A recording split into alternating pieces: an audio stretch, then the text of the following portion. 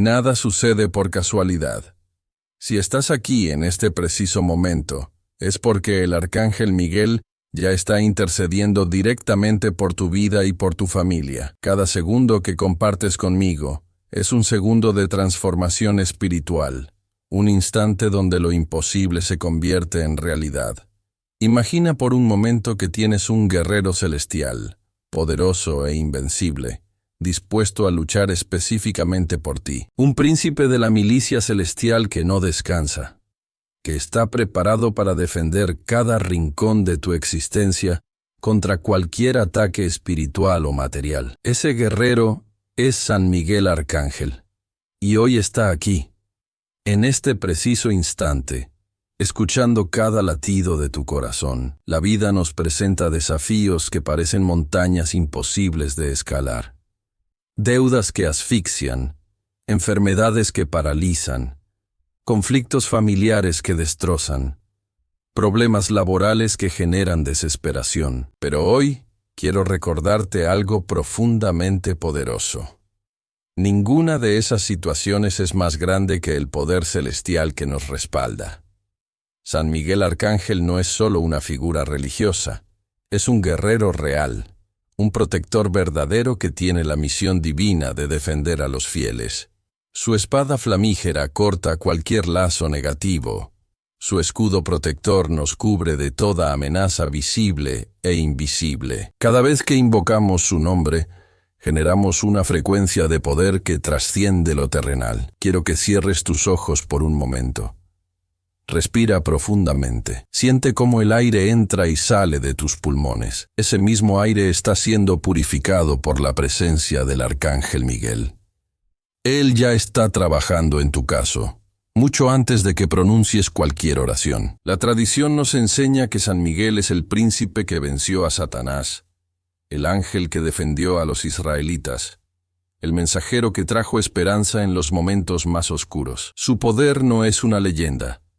Es una realidad espiritual que podemos activar en este mismo instante. Hay personas que dudan, que piensan que estas oraciones son simples rituales vacíos. Pero tú que estás aquí, tú que has llegado hasta este punto, sabes que hay algo más. Sabes que existe un poder superior que está dispuesto a intervenir directamente en tu vida. Quiero hablarte de la batalla espiritual. No es algo que sucede en un plano etéreo y distante. La batalla espiritual ocurre en tu mente, en tu hogar, en tu trabajo, en cada decisión que tomas. Y San Miguel Arcángel es el comandante de esa batalla, listo para darte victoria. Hay familias siendo restauradas en este momento. Hay matrimonios siendo sanados. Hay empleos siendo recuperados. Hay salud siendo devuelta. Todo esto sucede cuando invocamos el nombre poderoso de San Miguel Arcángel con una fe verdadera y un corazón rendido. Estás a punto de experimentar una transformación radical. No es una promesa vacía. Es una declaración de guerra contra todo lo que ha estado bloqueando tu prosperidad, tu paz, tu propósito. San Miguel no solo viene a defenderte, viene a restaurarte completamente. Prepárate para una experiencia espiritual profunda. Cada palabra que pronunciaremos a continuación no será un simple rezo, será un decreto celestial que moverá montañas en tu vida. En este momento, quiero transportarte a una historia que revolucionará tu comprensión del poder divino. Viajaremos al año 1010 a.C., a los campos de Belén, donde un joven pastor llamado David se enfrentaría al gigante que aterrorizaba a todo Israel, Goliat. La temperatura era sofocante, cerca de 38 grados. El polvo se levantaba en nubes densas que raspaban la garganta, y el olor a sudor y miedo flotaba en el ambiente. Los ejércitos de Israel y los filisteos estaban separados por un valle profundo, donde un guerrero de casi 3 metros de altura desafiaba cada día al pueblo elegido. Goliat no era solo un soldado, era un monstruo de bronce y hierro, cubierto de placas que lo hacían casi invencible. Su voz retumbaba como trueno, desafiando a cualquiera a enfrentarlo en combate singular. Cada mañana salía y gritaba: elijan a su mejor guerrero, que venga y me enfrente. Y ningún israelita se atrevía. El miedo los paralizaba. Los soldados más experimentados temblaban, sus corazones derretidos como cera. Entre ellos, David era solo un adolescente delgado, de piel bronceada por el sol, con las manos curtidas de cuidar ovejas. Nadie lo consideraba un guerrero. Sus hermanos mayores lo miraban con desprecio, recordándole constantemente que era solo un niño ingenuo enviado por su padre a llevar provisiones al campamento. Pero David tenía algo que ningún soldado poseía: una fe inquebrantable en el Dios de Israel. Mientras los demás veían a Goliat como un gigante invencible, él lo veía como un simple mortal que desafiaba al Dios vivo. ¿Quién es este incircunciso que osa desafiar al ejército del Dios viviente?, preguntaba David con una pasión que ardía más fuerte que el miedo. Su fe no era un concepto abstracto, era una realidad tangible que lo impulsaba a la acción. Cuando el rey Saúl le permitió enfrentar a Goliat, todos esperaban una muerte segura. David no llevaba armadura pesada, no portaba una espada tradicional.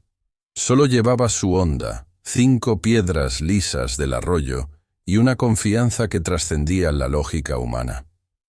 El Señor, que me libró de las garras del león y del oso, me librará también de este filisteo, declaró con una convicción que hizo estremecer a los presentes. En el momento crucial, cuando Goliat lo vio acercarse, se burló. ¿Soy yo un perro para que vengas a mí con palos?, gritó con desprecio. Pero David respondió algo que cambiaría la historia para siempre. Tú vienes contra mí con espada, lanza y jabalina, mas yo vengo a ti en el nombre del Señor de los ejércitos, el Dios de los ejércitos de Israel, a quien has desafiado. Con una precisión sobrenatural, David lanzó una piedra que atravesó el único punto vulnerable de Goliat, su frente. El gigante cayó como un árbol cortado, derrotado no por la fuerza física, sino por una fe inconmovible. Lo que parecía una batalla imposible se convirtió en una victoria legendaria. Pero esta historia no es solo un relato histórico, es un decreto sobre tu vida actual. Hay gigantes en tu camino que parecen invencibles, deudas que te aplastan, enfermedades que te paralizan, problemas familiares que te destruyen. Pero así como David venció a Goliat, tú puedes vencer tus gigantes, no por tu fuerza, sino por el poder del arcángel Miguel, que lucha por ti en este preciso momento. Quiero llevarte ahora a escenarios reales, donde el poder de San Miguel Arcángel transforma vidas concretas. Imagina a María, una madre soltera de 34 años, trabajando como secretaria en una empresa de construcción en las afueras de Guadalajara. Cada mes, lucha por pagar el alquiler de su pequeño apartamento, cuidar a su hijo de 6 años con problemas de asma y mantener su trabajo. La semana pasada, su jefe le advirtió que podría ser despedida por recortes presupuestales. Sus noches están llenas de angustia, calculando cada peso, cada gasto. La tentación de rendirse la consume. Sus manos tiemblan cuando revisa las facturas. Su respiración se agita pensando en el futuro. Pero en medio de ese caos, María descubre que no está sola. La noche anterior, después de una oración intensa al arcángel Miguel, algo cambia sutilmente. Al día siguiente, su jefe la llama para un proyecto especial con un incremento salarial inesperado que cubre exactamente sus necesidades más urgentes. Ahora viajemos a Roberto, un comerciante de 52 años en un mercado local de Puebla. Su puesto de verduras y frutas ha sido su sustento por 25 años. Pero este año la sequía ha golpeado duramente su región. Sus cultivos se están perdiendo, sus deudas crecen y su esposa padece una enfermedad que requiere tratamientos costosos. La desesperación lo envuelve como una niebla espesa. Un día, después de una oración profunda pidiendo la intervención de San Miguel, recibe una llamada de un nuevo comprador mayorista que le ofrece un contrato que triplica sus ingresos habituales. No es casualidad, es intervención divina. Consideremos ahora a Elena, una estudiante de medicina de 23 años en Ciudad de México. Viene de una familia humilde y cada semestre lucha por mantenerse en la universidad. Sus noches son de estudio intenso, combinando trabajos temporales para pagar su matrícula. La presión académica y económica la llevan al límite del agotamiento. Una mañana, después de una declaración poderosa invocando la protección del Arcángel Miguel, recibe una noticia inesperada. Una beca completa que cubre su educación hasta el final de su carrera. Pensemos en Carlos, un ingeniero de 40 años que acaba de perder su trabajo corporativo, padre de 2 niños, con una hipoteca que pagar y sin ahorros significativos. La ansiedad lo consume. Sus noches son de insomnio, calculando cuánto tiempo podrá mantener a su familia. Pero después de una oración intensa, declarando la victoria de San Miguel sobre toda adversidad, consigue una oferta laboral mejor que su trabajo anterior, con un salario que supera sus expectativas. Finalmente, Ana, una enfermera de 48 años trabajando en un hospital público, agotada por turnos extenuantes, lidiando con la pandemia, el estrés la consume, sus esperanzas parecen desvanecerse. Una noche, después de una declaración de protección al Arcángel Miguel, recibe una propuesta para trabajar en un programa de salud comunitaria que no solo mejora su calidad de vida, sino que le permite tener más tiempo con su familia. Estas no son historias inventadas, son decretos de victoria que esperan ser activados por tu fe. Detengámonos en un tesoro escritural que revolucionará tu comprensión espiritual. Isaías 54:17. Este versículo no es un simple texto. Es un decreto celestial pronunciado en un momento crucial de la historia de Israel. Cuando el profeta Isaías lo escribe, el pueblo judío está atravesando uno de los períodos más oscuros, el exilio babilónico. Imagina el contexto: un pueblo deportado, sus templos destruidos, su identidad cultural casi desmantelada. En medio de ese dolor profundo, Dios le revela a Isaías una promesa que trasciende el sufrimiento inmediato. Ninguna arma forjada contra ti prosperará, y condenarás toda lengua que se levante contra ti en juicio.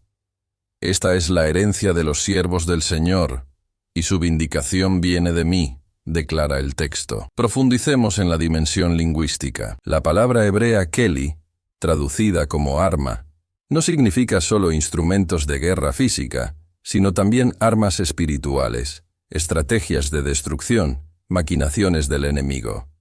Prosper en hebreo tzalach implica no solo fracaso, sino una parálisis total de la intención destructiva.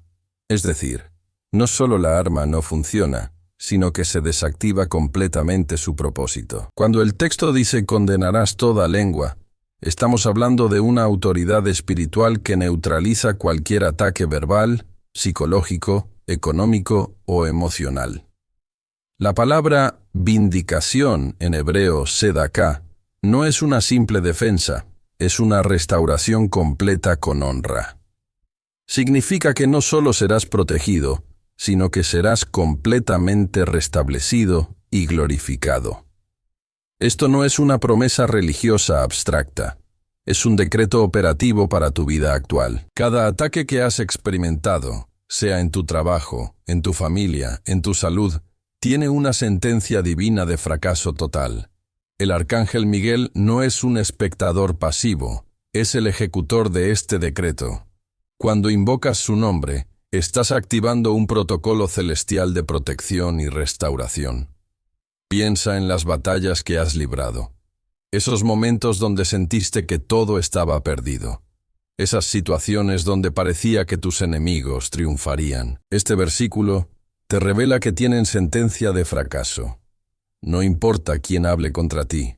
No importa qué estrategias se diseñen. No prosperarán. Es más, serán completamente desarticuladas. La vindicación no depende de tu capacidad de defensa. Depende de la intervención directa de Dios.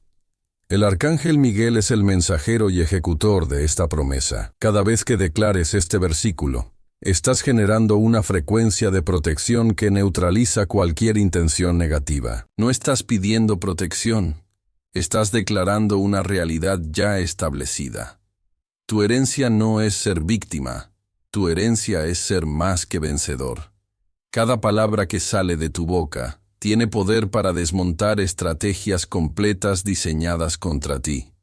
No eres un receptor pasivo de bendición, eres un portador activo de autoridad espiritual. El enemigo puede preparar sus armas, puede diseñar sus estrategias, puede reunir sus recursos, pero ya tiene una sentencia decretada. Fracaso total. Tu vida está blindada por una protección que supera toda comprensión humana. No temas, no dudes. Tu victoria ya está decretada. Si esta palabra del Arcángel Miguel está tocando tu corazón, dale me gusta como señal de fe. Déjame saber en los comentarios escribiendo amén si vas a activar esta protección. Quiero orar por cada uno. Si es tu primera vez, suscríbete y activa la campanita, porque cada día el Arcángel Miguel tiene un mensaje nuevo para tu vida. Quiero compartir el testimonio de Lucía Ramírez, una trabajadora social de 42 años en Medellín, Colombia, cuya vida cambió radicalmente cuando comprendió el poder de la intervención arcangélica. Lucía trabajaba en una zona marginada de la ciudad, enfrentando diariamente situaciones de violencia, pobreza y desesperanza. Su labor la exponía constantemente a riesgos que parecían consumirla emocionalmente. Cada noche, regresaba a casa completamente agotada, con el peso de historias de dolor que parecían no tener solución. Un día, después de atender un caso particularmente difícil de abuso infantil, Lucía sintió que su capacidad de resistir se desmoronaba.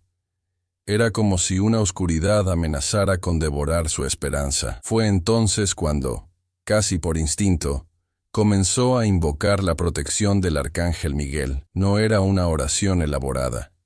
Era un grito desesperado de su corazón. San Miguel, protégeme, protege mi trabajo, protege a estos niños.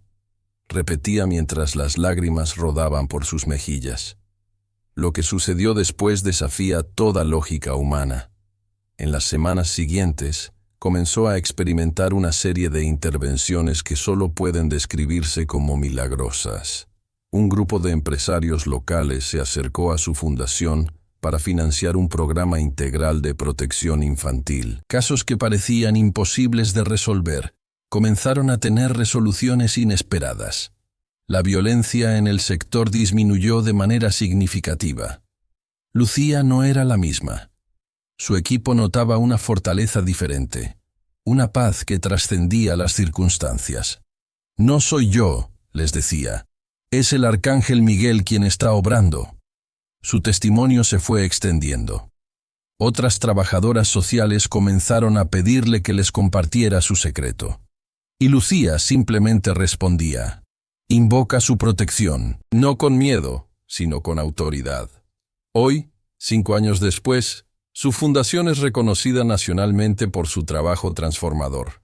Pero Lucía sabe que su verdadero poder no viene de sus habilidades profesionales, sino de la intervención celestial que activó en momentos de máxima vulnerabilidad. Su vida se convirtió en un testimonio viviente de que cuando el Arcángel Miguel interviene, lo imposible se vuelve posible. No son coincidencias, son decretos divinos siendo ejecutados en tiempo real. Detengámonos en la profundidad reveladora del Salmo 91, un texto que no es una simple oración, sino un protocolo de protección celestial.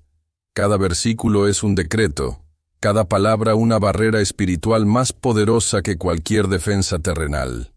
El que habita al abrigo del Altísimo morará bajo la sombra del Todopoderoso, comienza el Salmo. En hebreo, Yashav, traducido como habitar, no significa simplemente residir, sino establecerse permanentemente, construir una morada de seguridad absoluta. Seter, traducido como abrigo, implica no un refugio pasivo, sino un lugar de protección estratégica, como una fortaleza inexpugnable. Cuando David escribe este salmo, No lo hace desde un lugar teórico, sino desde la experiencia de sobrevivir múltiples batallas, persecuciones y amenazas constantes. Él comprende que la protección divina no es un escudo pasivo, sino un sistema de defensa activo que neutraliza cualquier amenaza antes de que siquiera se materialice. El versículo 2 profundiza: «Diré yo al Señor, refugio mío y castillo mío, mi Dios, en quien confiaré». La palabra hebrea misgav, traducida como refugio, tiene una connotación de fortaleza elevada, un lugar tan alto e inaccesible que ningún enemigo puede escalar. Castillo, en hebreo, Metzudah, significa literalmente una fortaleza militar con múltiples capas de defensa. No estamos hablando de una protección genérica, sino de un sistema de seguridad divino diseñado específicamente para tu vida. El tercer versículo es aún más poderoso. Él te librará del lazo del cazador, de la peste destructiva. Lazo del cazador, en hebreo, paj, no solo significa una trampa física, sino cualquier estrategia diseñada para capturarte, sea una trampa laboral, emocional, financiera o espiritual. Peste destructiva, deber en hebreo, representa no solo enfermedades, sino cualquier fuerza que busque destruir sistemáticamente tu propósito. Cada palabra de este salmo es un decreto de protección que trasciende lo visible. No estás pidiendo protección, estás declarando una realidad ya establecida en el reino espiritual. El arcángel Miguel no es un simple mensajero, es el ejecutor de este protocolo de defensa. Cada vez que declaras este salmo, estás activando un sistema de protección que neutraliza estrategias completas diseñadas contra ti. Tu vida no está sujeta al azar. Está blindada por una autoridad que supera toda comprensión humana. No eres víctima, eres un portador de decretos celestiales. Tu protección no depende de tus capacidades. Depende de la intervención directa de Dios. Analicemos uno de los pasajes más reveladores de protección divina. Daniel en el foso de los leones. Este no es simplemente un relato histórico, es un manual de intervención celestial. Daniel era un funcionario del imperio babilónico, un hombre íntegro en un sistema corrupto. Sus enemigos, incapaces de encontrar faltas en su desempeño administrativo, diseñaron una estrategia para eliminarlo utilizando su fe como arma. Sabían que Daniel oraba 3 veces al día, y manipularon al rey Darío para firmar un decreto que prohibía orar a cualquier dios o persona que no fuera el mismo rey. La trampa era perfecta. Daniel sería sentenciado a muerte si continuaba orando. Pero Daniel no modificó su conducta. Seguía orando, con las ventanas abiertas, 3 veces al día, como siempre lo había hecho.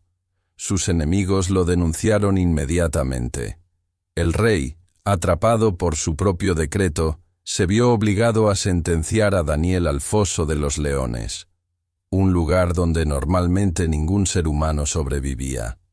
Los leones representaban las fuerzas más destructivas del imperio, hambrientos, salvajes, implacables. Era el equivalente a una sentencia de muerte absoluta. Sin embargo, algo extraordinario sucedió. El texto bíblico relata que Dios envió a su ángel y cerró la boca de los leones. No los debilitó, no los distrajo, literalmente selló sus fauces. Daniel no solo sobrevivió, sino que permaneció completamente intacto. Cuando el rey lo recuperó al amanecer, no tenía ni siquiera un rasguño. Este pasaje revela principios profundos de protección celestial. Primero, la integridad atrae intervención divina. Daniel no negoció sus principios ni siquiera bajo amenaza de muerte. Segundo, la protección divina no evita el conflicto, sino que lo transforma. Daniel entró al foso, pero no fue consumido. Tercero, los ángeles no son metafóricos. Son seres operativos con capacidad de intervención física. El arcángel Miguel no es un concepto abstracto, es un guerrero celestial con capacidad de neutralizar cualquier amenaza. La pregunta no es si serás protegido. La declaración es que ya estás protegido. No estás pidiendo protección. Estás activando un decreto ya establecido. Tu vida no depende de tus circunstancias. Depende de la intervención de seres celestiales diseñados para defender tu propósito. Cada estrategia diseñada contra ti tiene sentencia de fracaso. No porque tú seas invencible, sino porque tienes un ejército celestial a tu disposición. Nos sumergiremos ahora en una oración contemplativa de protección familiar, un protocolo espiritual que trasciende lo visible. Cierra tus ojos. Respira profundamente. Siente cómo el Espíritu Santo comienza a envolver cada célula de tu ser. No estás orando desde la carencia, estás declarando desde la abundancia ya establecida. Arcángel Miguel, vengo ante ti reconociendo que mi familia no es un conjunto de personas, sino un territorio espiritual que merece ser protegido con autoridad celestial. Cada miembro de mi familia tiene un propósito único, una misión divina que ninguna estrategia del enemigo puede interrumpir. No vengo suplicando protección, vengo activando decretos. Agradezco por las 3 bendiciones ya manifestadas: la salud que nos sostiene, la unidad que nos fortalece y la gracia que nos transforma. Reconozco que cada desafío que hemos enfrentado no nos ha debilitado, nos ha preparado. Mi familia no es un grupo de personas frágiles, somos un ejército espiritual en formación. Confieso mis miedos más profundos: el temor a la enfermedad que puede acechar, la amenaza de la división que busca fragmentarnos, la posibilidad de que estrategias oscuras intenten penetrar nuestro círculo. Pero declaro que ninguna de esas sombras prevalecerá. Mi familia tiene un escudo que supera toda comprensión humana. Pido protección específica. Para mis hijos, un manto de sabiduría que los guíe. Para mi cónyuge, discernimiento en cada decisión. Para mis padres, salud y restauración. Para mis hermanos, claridad en su propósito. No son peticiones generales, son decretos con nombre propio. Declaro sobre cada miembro de mi familia: no serán víctimas, serán vencedores. No esperarán el milagro, lo provocarán. No interpretarán la vida desde la carencia, sino desde la abundancia ya establecida en el reino celestial. Me entrego completamente, no con un espíritu de temor, sino de poder, de amor y de dominio propio. Mi familia no es un territorio neutral, es un terreno conquistado, sellado con sangre de Cristo y protegido por legiones celestiales. Sello esta oración no con un amén de costumbre, sino con una declaración de guerra contra cualquier estrategia que busque fragmentarnos. Mi familia no será tocada. Mi familia no será herida. Mi familia cumplirá su propósito divino. Arcángel Miguel, ejecuta tu decreto. No como un mensajero pasivo, sino como el príncipe de la milicia celestial que neutraliza cualquier amenaza antes de que siquiera se materialice. Que tu espada flamígera corte de raíz cualquier intención oscura. Lo declaro, lo decreto, está establecido. Si esta oración tocó tu corazón, si sientes que necesitas este manto de protección para alguien especial, escribe en los comentarios su nombre. No son simples palabras, son decretos que activarán legiones celestiales. Voy a orar específicamente por cada persona que compartas. Y si sientes que este mensaje debe llegar a más familias, más corazones rotos, más personas que necesitan restauración, comparte este video. No lo compartas como un simple contenido, sino como un protocolo de liberación. Cada compartir es una extensión de este decreto de protección. Profundicemos ahora en la historia de Bernabé, uno de los personajes más fascinantes, pero menos reconocidos del libro de los Hechos. Su nombre original era José, pero los apóstoles lo llamaban Bernabé, que significa hijo de consolación. No era un título decorativo, era una función espiritual. Mientras muchos veían obstáculos, Bernabé veía potencial. Cuando Saulo, posteriormente Pablo, había sido rechazado por la iglesia primitiva tras su conversión, considerado un perseguidor imposible de restaurar, Bernabé fue el único que lo recibió, lo presentó a los apóstoles y avaló su ministerio. No era simplemente misericordia, era un discernimiento profético. Veía más allá de la historia pasada de una persona, contemplaba su destino futuro. Bernabé no solo consolaba, transformaba perspectivas. Era un restaurador de identidades rotas. Su ministerio no era predicar grandes multitudes, sino levantar personas individuales que el sistema religioso había descartado. Cuando la iglesia de Jerusalén estaba dividida entre judíos y gentiles, Bernabé era el puente. Cuando surgían conflictos, era quien traía reconciliación. Su don no era hablar, era conectar. No era un líder que demandaba seguimiento, era un líder que multiplicaba líderes. Tomó a Pablo cuando nadie lo quería, y lo preparó para convertirse en el apóstol que escribiría la mayoría del Nuevo Testamento. Tomó a Marcos, quien había fracasado en su primer viaje misionero, y lo restauró, preparándolo para escribir uno de los evangelios. Cada persona que otros consideraban descartable, Bernabé la veía como un proyecto divino. Su ministerio revelaba un principio profundo. Tu pasado no determina tu destino. Las etiquetas que otros te han puesto no son tu identidad final. Hay un Dios que ve más allá de tus heridas, más allá de tus fracasos, más allá de tus momentos de debilidad. Un Dios que no solo te consuela, sino que te transforma. Bernabé no era un líder de multitudes, era un arquitecto de destinos. Su unción no estaba en los reflectores, estaba en las sombras, restaurando vidas rotas, levantando caídos, preparando a otros para cumplir su misión. Cada persona que otros consideraban un proyecto fallido, él lo veía como una obra maestra en construcción. Sé que muchos de ustedes están escuchando y tienen una pregunta que quizás nunca se han atrevido a hacer en voz alta. ¿No es idolatría invocar ángeles?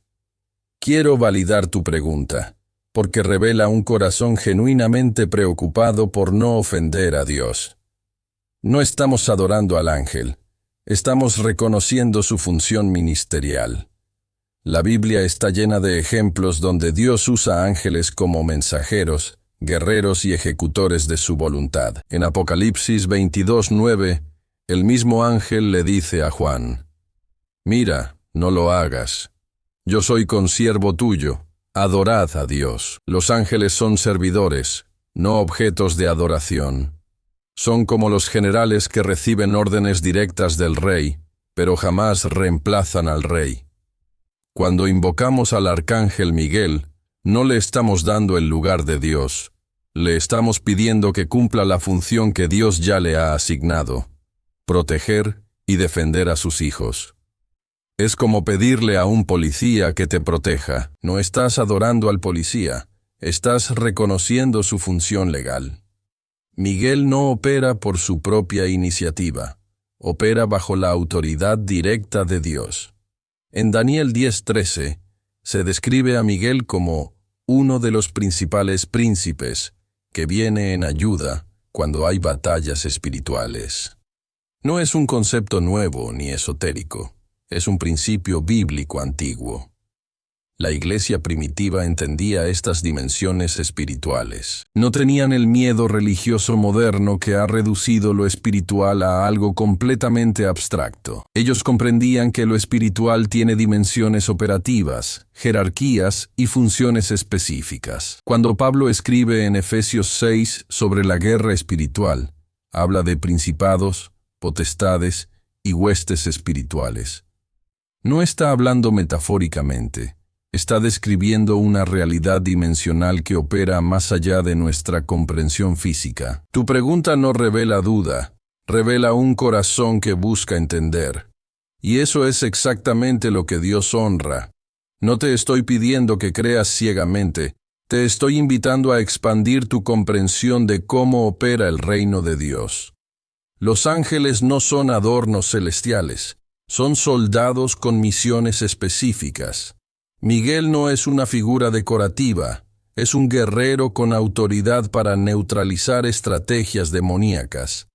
No opera por simpatía, opera por decreto divino. Su función no es negociable. Su misión es inamovible: defender a los hijos de Dios.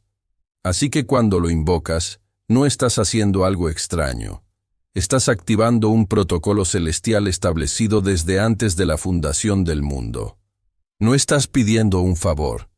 Estás recordándole a un guerrero celestial su función original. Cierra tus ojos. Respira profundamente. Trasciende lo físico. Estás entrando en un campo de batalla espiritual, donde cada pensamiento es una vibración, cada emoción una frecuencia. No es un espacio oscuro ni amenazante. Es un territorio de luz intensa, transparente como cristal líquido. Sientes una brisa sobrenatural que no viene del aire físico, sino de una dimensión donde la paz es un elemento tangible. Tus pies no tocan suelo terrenal, flotan sobre una superficie de cristal puro que refleja memorias futuras. A tu alrededor, legiones de ángeles no son figuras etéreas, son guerreros con armaduras de luz que no pesan, que fluyen como energía pura. El arcángel Miguel está frente a ti, no como una imagen religiosa, sino como una presencia que descompone toda oscuridad. Su espada no es un objeto, es una extensión de autoridad divina que corta generaciones de opresión. Puedes sentir su temperatura. No es calor ni frío. Es una sensación de justicia absoluta que atraviesa tu ser. Sus alas no son decorativas. Son protocolos de defensa que se despliegan como escudos cuánticos. Cada pluma es un decreto. Cada movimiento, una estrategia celestial. El sonido no es audible con oídos humanos. Es una frecuencia que atraviesa dimensiones. No escuchas palabras, experimentas revelaciones. Tu ADN está siendo reescrito. Tus herencias generacionales están siendo desmanteladas. Tus límites son expandidos. No estás pidiendo protección. Estás recordándole al universo quién eres realmente. No eres una víctima esperando ser rescatada. Eres una guerrera activando decretos. Las sombras que intentaron definirte se desvanecen como neblina ante luz intensa. Tu respiración se sincroniza con el ritmo de los ejércitos celestiales. No respiras aire. Respiras propósito. No tienes miedo, porque reconoces tu origen. No eres un ser humano teniendo una experiencia espiritual. Eres un ser espiritual teniendo una experiencia humana. Miguel no lucha por ti, lucha contigo. No eres un objeto de su protección. Eres su compañera de batalla. Su espada y tu declaración son una misma frecuencia. Cada herida del pasado se transforma en un punto de luz. Cada trauma se convierte en territorio conquistado. Estás siendo recalibrada, restaurada, rediseñada. No desde la carencia, sino desde la abundancia ya establecida en el reino celestial. Tu identidad no es negociable. Tu destino no es opcional. Tu propósito es inevitable. Voy a declarar gratitud, no como un ejercicio religioso, sino como un protocolo de guerra espiritual. Gracias por la salud que fluye en mi cuerpo. No hablo de ausencia de enfermedad, hablo de vida sobreabundante. Cada célula está siendo regenerada. Cada sistema restaurado más allá de la comprensión médica. Gracias por mi hogar, no como estructura física, sino como territorio de paz donde los demonios tiemblan al entrar. Las paredes no son simples ladrillos, son decretos de protección. Los cimientos no son concreto, son altares de adoración. Gracias por el alimento que no solo nutre mi cuerpo, sino que activa mis decretos. Cada bocado es más que nutrición, es declaración de soberanía. La comida que, como no viene de mercados, viene de provisión celestial. Gratitud por mis relaciones. Mi familia no es un grupo de personas, es un ejército en formación. Cada miembro tiene un llamado específico. Mis amigos no son casuales, son aliados estratégicos. Mi comunidad no es un círculo social, es un reino en expansión. Cada conversación es una transferencia de ungimiento. Cada encuentro, una activación profética. Declaro gratitud espiritual. Mi salvación no es un boleto al cielo, es una licencia de transformación. La paz que experimento no es ausencia de conflicto, es dominio sobre toda circunstancia. Mi propósito no es una meta, es una misión que desestabiliza los planes de la oscuridad. No estoy buscando mi lugar, estoy ocupando mi territorio. Gratitud material. Mi trabajo no es un empleo, es un ministerio económico. No trabajo para sobrevivir, trabajo para expandir reino. Mi transporte no son simples vehículos, son instrumentos de movilización estratégica. Mis recursos no son míos, son herramientas de multiplicación del reino. Gratitud emocional. Mi alegría no depende de circunstancias, es una frecuencia que desaloja demonios. Mi esperanza no es optimismo superficial, es un martillo que destruye fortalezas. Mi resiliencia no es resistencia, es poder de restauración. Recuerdo 3 liberaciones específicas. El día que me liberé de comparación. El momento que solté la culpa generacional. La noche que rompí con el espíritu de rechazo. No fueron procesos psicológicos. Fueron decretos que desmantelaron estructuras demoníacas. Reconozco 2 personas estratégicas. María, quien me profetizó en momentos de mayor oscuridad, y Roberto, quien me entrenó cuando todos me habían descartado. No fueron personas casuales, fueron instrumentos de restauración divina. Mi alabanza no es un ritual, es un arma. No alabo porque todo está bien, alabo porque todo será transformado. No celebro lo que veo, decreto lo que será. Mi gratitud no es retrospectiva, es profética. No miro lo que ha pasado, decreto lo que está por venir. La adoración no es un momento, es un estado de guerra permanente, donde cada respiro es una declaración de victoria. Si ya eres parte de esta familia espiritual, deja tu testimonio en los comentarios contando cómo estas oraciones han transformado tu vida. Tu historia puede ser el milagro que alguien necesita. Cada testimonio es un misil de esperanza que destruye fortalezas de desesperación. No estás compartiendo una anécdota, estás liberando un protocolo de restauración. Ahora viene el plan de acción. No es un método, es un protocolo de guerra espiritual. Primer paso, acción física de liberación. Vas a escribir una carta de perdón, pero no es un ejercicio psicológico, es un decreto dimensional. Tomarás un papel blanco, símbolo de pureza. No escribirás con enojo, escribirás con autoridad de reino. La carta no es para la persona que te hirió, es para romper estructuras espirituales de dolor. Escribirás liberando, no pidiendo permiso.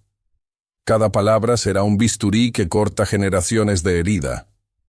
No estás pidiendo perdón, estás decretando restauración. El papel no es un objeto, es un portal. Lo que escribes no son palabras, son frecuencias que desmantelan fortalezas demoníacas. Segundo paso, decreto verbal.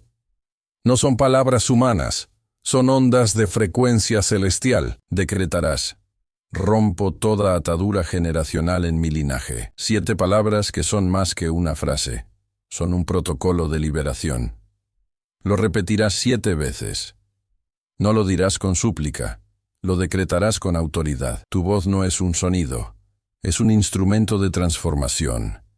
Cada repetición es como un martillo que destruye estructuras invisibles. No estás hablando, estás legislando en el reino espiritual. Tercer paso, transformación conductual. Harás un ayuno de quejas durante 24 horas. No es un reto de disciplina, es un entrenamiento de reino. Cada vez que sientas la tentación de quejarte, declararás: tengo la victoria. No estás reprimiendo emociones, estás recalibrando tu frecuencia. Tu boca no será un portal de negatividad, será un altavoz de decretos. Cada silencio será más poderoso que 1000 gritos. Cada contención será más estratégica que 1000 batallas. Estos no son pasos, son protocolos. No son sugerencias, son decretos. No estás pidiendo permiso para ser libre. Estás recordándole al universo quién eres realmente. Tu liberación no es opcional, es inevitable. Tu transformación no es un proceso, es un decreto. No estás buscando cambiar, estás siendo cambiado. No eres tú quien actúa, es el reino quien te está reconfigurando.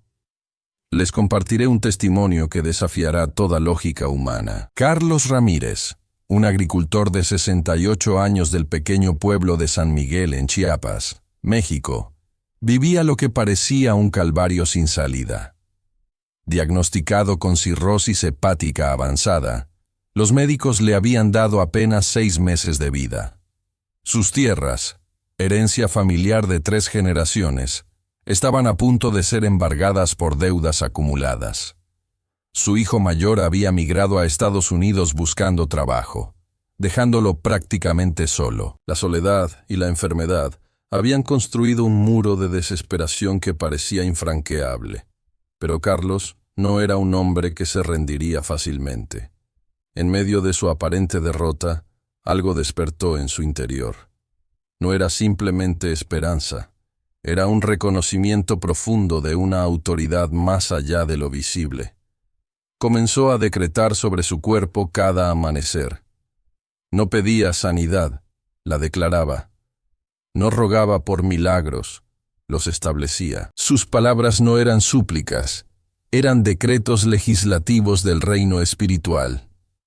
En 3 meses sucedió algo que desafió toda comprensión médica. Sus últimos exámenes mostraron que no solo no tenía cirrosis, sino que sus niveles hepáticos estaban completamente normalizados. El médico, un hombre científico y escéptico, no encontraba explicación racional. Pero Carlos sabía exactamente qué había sucedido. Simultáneamente, su hijo recibió una oferta laboral extraordinaria. No un trabajo cualquiera, sino una propuesta que le permitiría regresar a México y comprar las tierras familiares que estaban a punto de perderse. La deuda que parecía imposible de pagar fue cancelada mediante un giro inesperado. Un tío lejano a quien Carlos ni siquiera recordaba le heredó una pequeña fortuna. Lo que el mundo llamaría coincidencia, Carlos lo reconocía como intervención divina. Su testimonio no era una historia de súplica, era un decreto de restauración. No había pedido un milagro, lo había legislado. No esperaba ser sanado, se había apropiado de su sanidad. No rogaba por provisión, la había declarado. Carlos no era una víctima esperando ser rescatada, era un guerrero reclamando su territorio. Su transformación no era un milagro aislado, era un protocolo de reino que desafiaba toda lógica terrenal. Lo que parecía imposible no solo era posible, era inevitable. Quiero transportarlos a una escena que sacudirá los cimientos de su comprensión sobre lo imposible. Imaginen Capernaum, un pueblo pequeño donde la esperanza había sido aplastada por años de opresión romana y tradiciones religiosas paralizantes. En una casa atestada, donde cada centímetro estaba ocupado por personas sedientas de un milagro, sucedió algo que desafiaría toda lógica humana.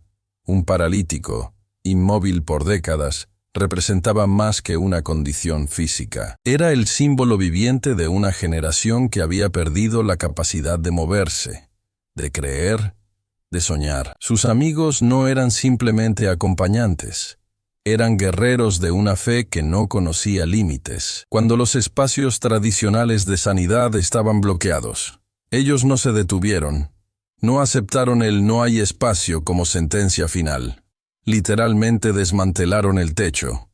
Cada tabla removida era un decreto contra la imposibilidad. Cada tabla levantada era una declaración. Nuestra fe es más fuerte que tus estructuras. No pedían permiso. Estaban tomando territorio. Jesús no era un sanador pasivo, esperando que la gente llegara. Era un restaurador que reconocía la fe audaz. Cuando el paralítico descendió en su camilla, no bajaba solo. Bajaba un protocolo de reino que desmantelaría generaciones de invalidez. Levántate, toma tu camilla y anda. No era una invitación, era un decreto dimensional. La parálisis no era solo física, representaba todos los sistemas paralizados de una sociedad. Miedo, religiosidad muerta, tradiciones que inmovilizaban. Cuando el hombre se levantó, no solo caminó, desató una revolución espiritual que sacudiría los cimientos de lo establecido. Los religiosos de su tiempo no celebraron, se escandalizaron, porque un milagro verdadero no busca agradar, busca transformar. No pide permiso, toma territorio. No sugiere cambio, lo decreta. El paralítico representaba a cada persona que ha sido etiquetada como imposible. Cada sistema que parece inamovible, cada situación que ha sido declarada terminal. Su sanidad no era un milagro individual, era un protocolo de restauración colectiva. Lo que sucedió ese día en Capernaum no fue solo la sanidad de un hombre, fue la declaración de que ninguna estructura, religiosa, social o espiritual, puede contener un decreto de reino. Cuando la fe se combina con audacia, lo imposible se convierte en inevitable. No estamos hablando de un relato histórico. Estamos describiendo un protocolo que está disponible hoy, no para ser admirado, para ser activado, no para ser recordado, para ser replicado. Tu parálisis, sea física, emocional, financiera o relacional, no tiene la última palabra.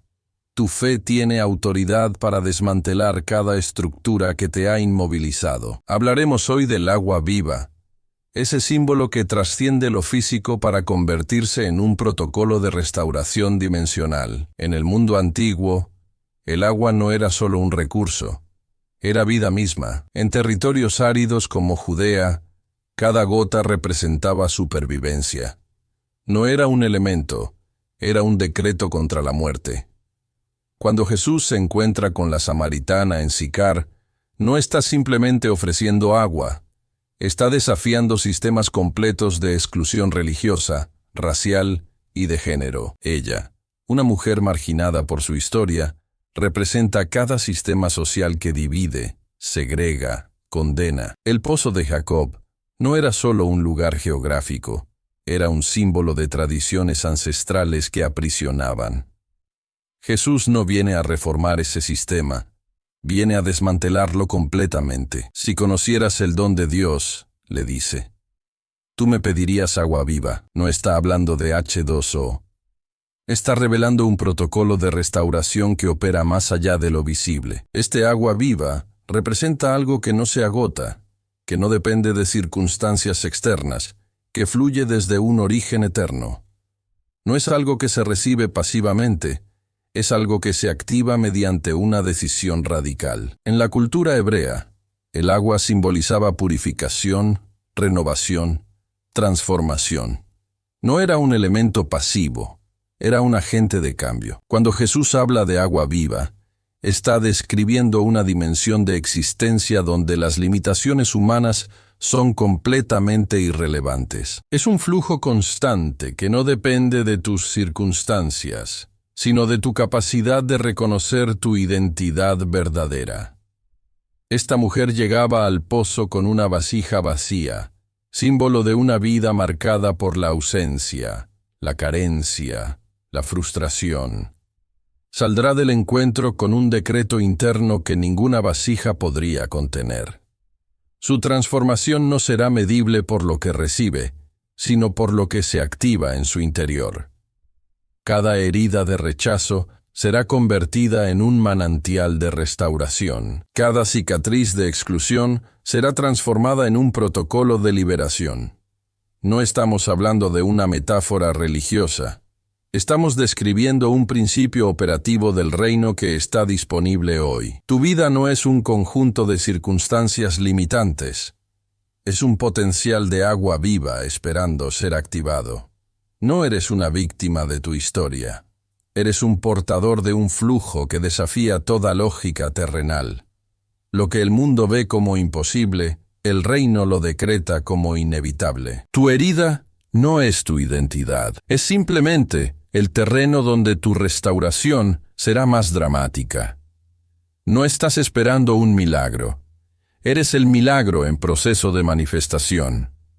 En los límites de San Miguel de Allende, donde los antiguos caminos del comercio se entrelazan con los secretos de la sierra, vivía Emiliano Reyes, un viejo carpintero cuyas manos curtidas guardaban más historias que cualquier libro. Su taller, más que un espacio de trabajo, era un santuario donde la madera hablaba más que los hombres. Emiliano no fabricaba solo muebles, restauraba destinos. Cada tabla que tallaba era un decreto contra el abandono. Cada herramienta una declaración de que nada está definitivamente roto. Su aprendiz, Rafael Morales, un joven de 19 años marcado por el dolor de un padre ausente y una madre enferma, representaba la generación de huérfanos espirituales que vagaban sin rumbo. No era un simple aprendiz de carpintería, era un territorio esperando ser restaurado. Rafael cargaba una herida profunda, la creencia de que era descartable, que su historia lo condenaría forever. Emiliano miraba más allá de lo evidente. Veía no lo que Rafael era, sino lo que podría ser. Un día, mientras trabajaban en un armario antiguo para la iglesia del pueblo, sucedió algo que cambiaría todo. Rafael, frustrado por su torpeza, dejó caer una pieza delicada de cedro. El sonido del madera quebrándose fue como un grito de su propia alma fracturada. Esperaba el regaño, la humillación, pero Emiliano hizo algo extraordinario. Tomó los pedazos rotos, los observó con una mirada que iba más allá de la madera. «Mira», le dijo, «esto no está destruido, está esperando ser transformado». Con movimientos lentos y precisos, comenzó a ensamblar los fragmentos. No para esconder la fractura, sino para revelar una belleza más profunda. Utilizó una técnica ancestral japonesa llamada kintsugi, donde las fracturas se rellenan con oro, convirtiendo lo roto en algo más valioso que lo original. Cada línea de oro representaba una historia de restauración. Cada unión, un decreto contra la idea de ser descartable. Rafael observaba, conteniendo la respiración. Lo que estaba sucediendo con la madera era un protocolo de lo que podía suceder con su vida. No estaban reparando un mueble, estaban desafiando un sistema que condena lo fracturado. Cuando la pieza estuvo terminada, brillaba más que cualquier objeto nuevo. Sus líneas de oro contaban una historia de resistencia, de transformación, de un destino que no se define por la herida, sino por la capacidad de ser restaurado. Emiliano miró a Rafael y le dijo algo que cambiaría su existencia. «Tú no eres tus heridas, eres el oro que las transforma». En ese momento, Rafael comprendió que su vida no era una serie de fracturas, sino un lienzo esperando ser intervenido por un maestro que ve más allá de lo evidente. No era un aprendiz de carpintería, era un territorio de restauración en proceso. La puerta no es un simple límite físico. Es un portal dimensional donde lo visible e invisible negocian su territorialidad. En el mundo hebreo, una puerta representaba más que un acceso. Era un decreto, una declaración de autoridad, un lugar de transición donde se negociaban destinos. Cuando Abraham esperaba a los 3 visitantes celestiales bajo la encina de Mamre, la puerta de su tienda no era un simple umbral. Era un espacio de negociación profética donde el cielo y la tierra establecían sus protocolos de interacción. Cada puerta tiene una memoria ancestral. No es un objeto, es un testigo.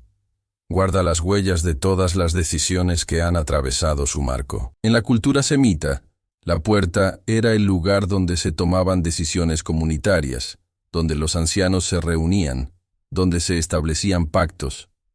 No era un elemento pasivo. Era un testigo activo de transformaciones. Jesús mismo usará esta metáfora de manera radical cuando declare, «Yo soy la puerta». No está hablando de un objeto. Está revelando un protocolo de acceso. Una puerta no separa, conecta, no limita, libera. No es una barrera, es una invitación. Cuando una puerta se abre, no solo cambia un espacio físico, cambia un ecosistema completo de posibilidades. La puerta que Noé cerró en el arca no era solo un mecanismo de protección. Era un decreto de separación entre lo que sería preservado y lo que sería transformado. La puerta que los israelitas marcaron con sangre en Egipto no era solo una señal. Era un protocolo de protección que desafiaba toda lógica de muerte. Cada puerta contiene un lenguaje profético. Algunas puertas están diseñadas para cerrarse, otras para abrirse, algunas para proteger, otras para liberar. Hay puertas que representan tu pasado, y hay puertas que son umbrales de tu próxima dimensión. Lo que determina el poder de una puerta no es su materialidad.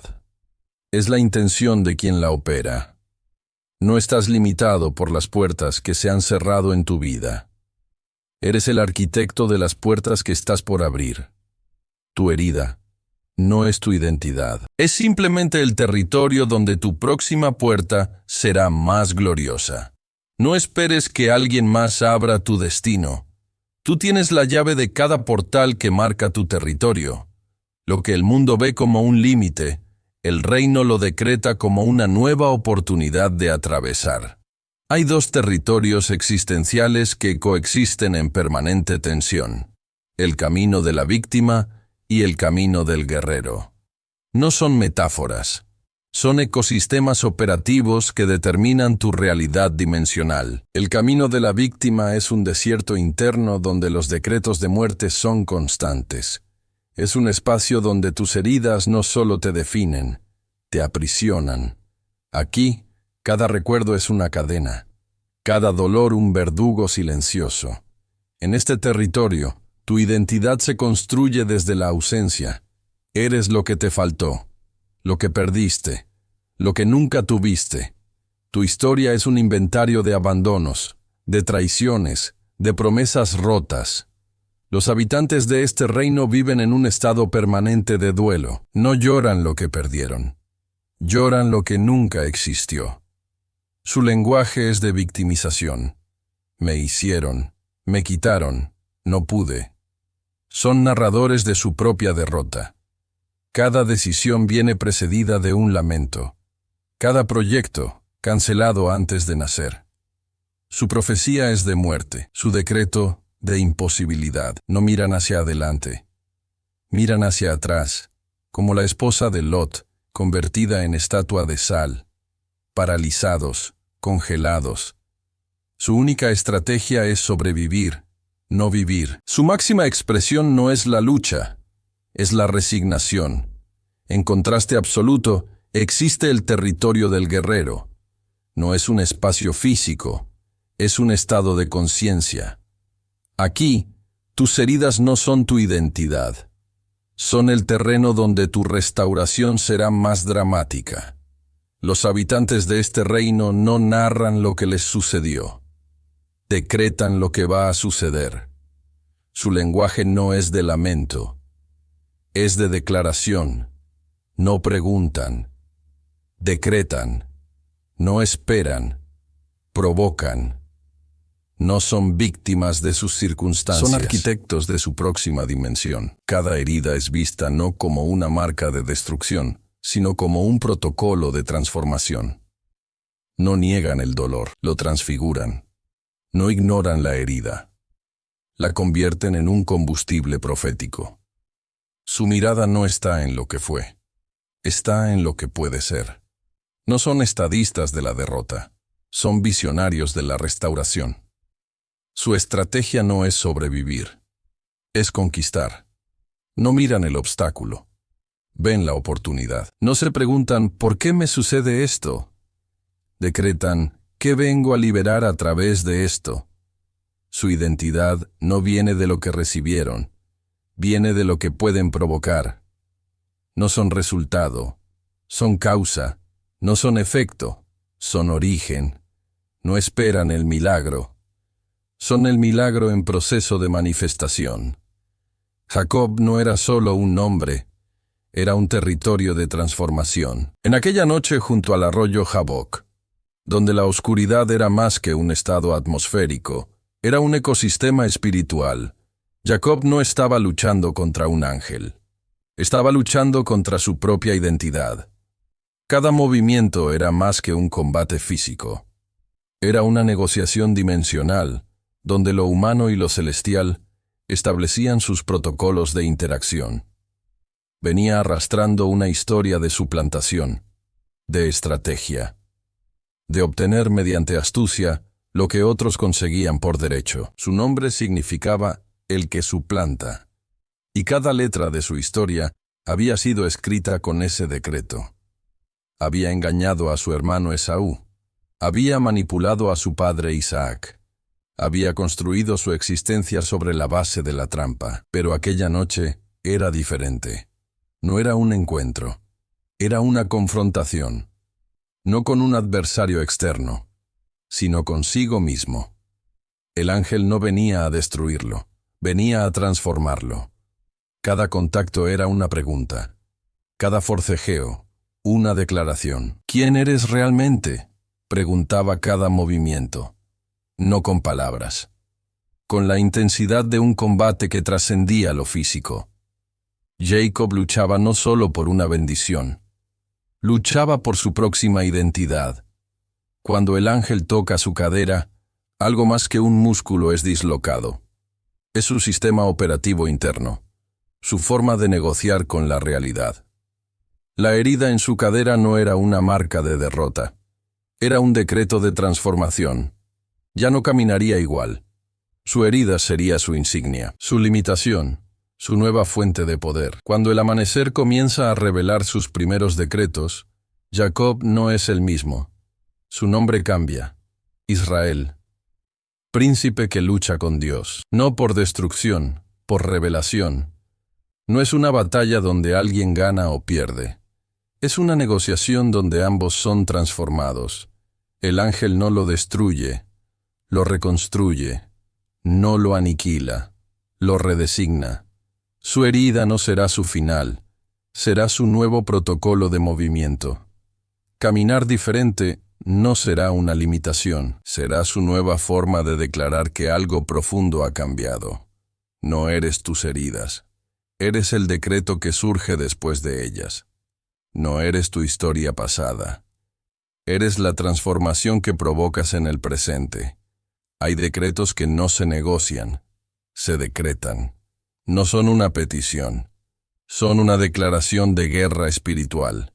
Tu territorio financiero no es un campo de batalla. Es un reino que ya te pertenece. No estás pidiendo bendición, estás tomando posesión. Escucha con toda tu dimensión profética. Vendrán 3 ondas de restauración económica que desafiarán toda lógica natural. La primera será una entrada inesperada de recursos, no por trabajo tradicional, por una conexión divina que romperá todos tus esquemas de provisión.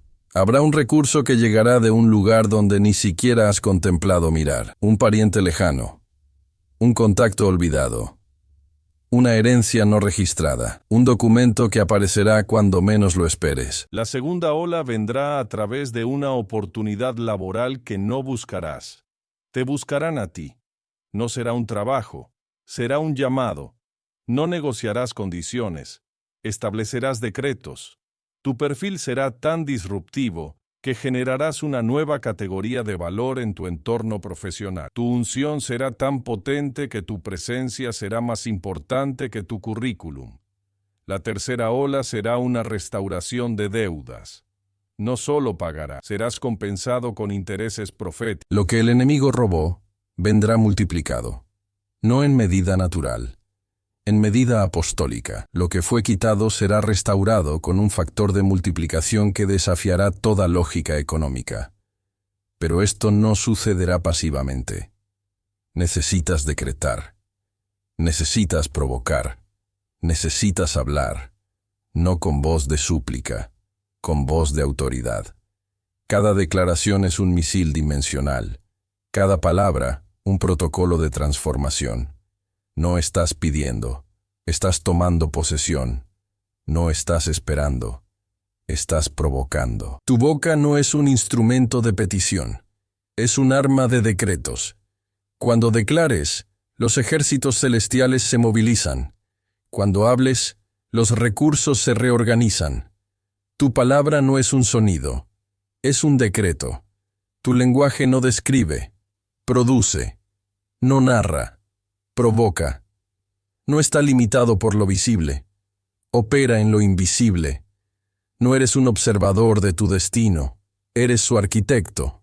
No esperes, decreta. La batalla final no es externa, es interna. Lo que determina tu territorio no son tus circunstancias, son tus decretos. Cada palabra es un territorio, cada pensamiento, un reino. No eres lo que te sucedió, eres lo que decides provocar. Tu ADN espiritual no viene de tu genealogía física.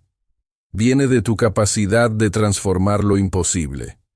No estás aquí para sobrevivir. Estás aquí para reconfigurar realidades. Tu vida no es un accidente. Es un protocolo divino en proceso de manifestación. No eres una víctima esperando ser rescatada. Eres un guerrero diseñado para conquistar dimensiones. El arcángel Miguel no está solo a tu lado. Está dentro de tu estructura operativa. Cada herida que intentaron usar para destruirte será convertida en tu principal estrategia de restauración. No más lamentos, no más justificaciones, no más esperar. Es tiempo de decretar. Es tiempo de provocar. Es tiempo de manifestar. Tu próxima versión no será resultado de tus circunstancias. Será consecuencia de tus declaraciones. Levántate. Decreta. Transforma. Tu reino está llegando.